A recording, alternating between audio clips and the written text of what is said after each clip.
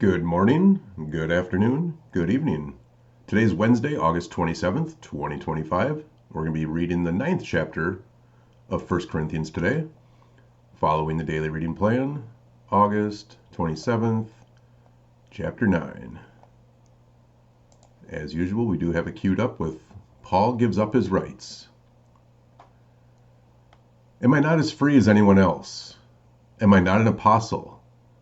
Haven't I seen Jesus our Lord with my own eyes? Isn't it because of my work that you belong to the Lord? Even if others think I am not an apostle, I certainly am to you. You yourselves are proof that I am the Lord's apostle. This is my answer to those who question my authority. Don't we have the right to live in your homes and share your meals? Don't we have the right to bring a Christian wife with us, as the other apostles and the Lord's brothers do, and as Peter does? Or is it only Barnabas and I who have to work to support ourselves? What soldier has to pay his own expenses? What farmer plants a vineyard and doesn't have the right to eat some of its fruit? What shepherd cares for a flock of sheep and isn't allowed to drink some of the milk? Am I expressing merely a human opinion?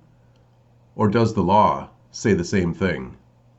For the law of Moses says, you must not muzzle an ox to keep it from eating, as it treads out the grain. Was God thinking only about oxen when he said this? Wasn't he actually speaking to us? Yes, it was written for us, so that the one who plows and the one who threshes the grain might expect a share of the harvest. Since we have planted spiritual seed among you, aren't we entitled to a harvest of physical food and drink? If you support others who preach to you, shouldn't we have an even greater right to be supported? But we have never used this right. We would rather put up with anything than be an obstacle to the good news about Christ. Don't you realize that those who work in the temple get their meals from the offerings brought to the temple? And those who serve at the altar get a share of the sacrificial offerings? In the same way, the Lord ordered those who preach the good news should be supported by those who benefit from it. Yet I have never used any of these rights. And I am not writing this to suggest that I want to start now. In fact, I would rather die than lose my right to boast about preaching without charge. Yet, preaching the good news is not something I can boast about. I am compelled by God to do it. How terrible for me if I didn't preach the good news. If I were doing this on my own initiative, I would deserve payment. But I have no choice, for God has given me this sacred trust. What then is my pay? Is it the opportunity to preach the good news without charging anyone? That's why I never demand my rights when I preach the good news.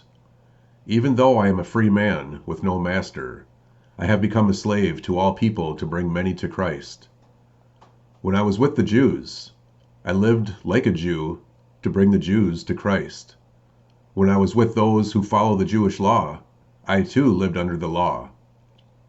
Even though I am not subject to the law, I did this so I could bring to Christ those who are under the law.